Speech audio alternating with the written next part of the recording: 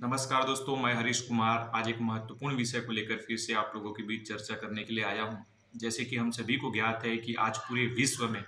Corona ने फिर से अपनी दस्तक दे दी है और अब कोरोना ने BF7 वेरिएंट के रूप में अपनी दस्तक पूरे विश्व में दी है और इसका संक्रमण दर जो है वो काफ़ी ज़्यादा बताया जा रहा है। और इस बात का अंदाज़ा आप इसी बात से लगा सकते हैं कि सिर्फ एक दिन में आज चीन में 3.7 करोड़ लोग लगभग संक्रमण पाए गए हैं। यानी कि एक दिन में 3.5 करोड़ लोग अगर इस वेरिएंट से संक्रमित हो रहे हैं, तो आप समझ सकते हैं कि इसका जो इन्फेक्टेड पावर है वो कितना ज़्यादा है। तो इससे हम कैसे बच सकते हैं ताकि हम अपने परिवार के लोगों को बचा सकें और अच्छे से इस सिचुएशन को हैंडल कर सकें। सबसे पहली बात ये है कि हमें सबसे पहले सोशल डिस्टेंसिंग, खास करके जो बड़े सिटी में लोग रहते हैं, मुंबई, दिल्ली, हैदराबाद, बैंगलोर, ऐसे सिटी में हम लोगों को स्पेशली ज़्यादा ध्यान देना होगा कि हम सोशल डिस्टेंसिंग का फॉलो करें। और दूसरी बात, अगर कोई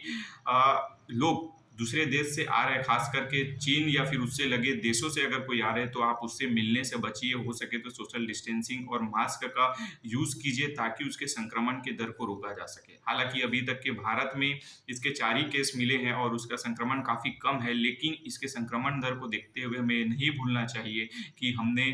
कोरोना के पिछले लहर में अपने कई घर परिवार के सदस्यों को खो दिया है और अब ये आवश्यकता है कि सरकार का जो भी प्रयास रहे उसके साथ हमें अपने स्तर पर प्रयास करना है और ज़्यादा से ज़्यादा लोगों को इससे अवेयर करना है। दूसरी बात, अगर आपने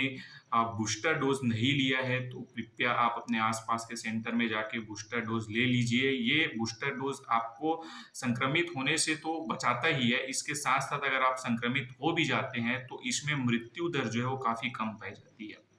देश के विभिन्न जो सर्वे हैं, अलग-अलग देशों के सर्वे जो हैं, वो ये बता रहे हैं कि अगर आपने दोनों डोज़ और बूस्टर डोज़ लगा लिया है, तो अगर आप संक्रमित भी होते हैं, तो आपकी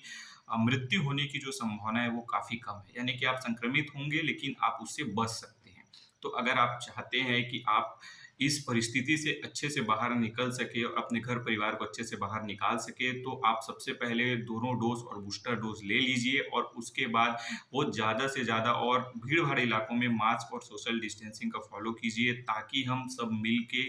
इस लहर से भी निपट सकें और आगे बढ़ सकें। धन्यवाद।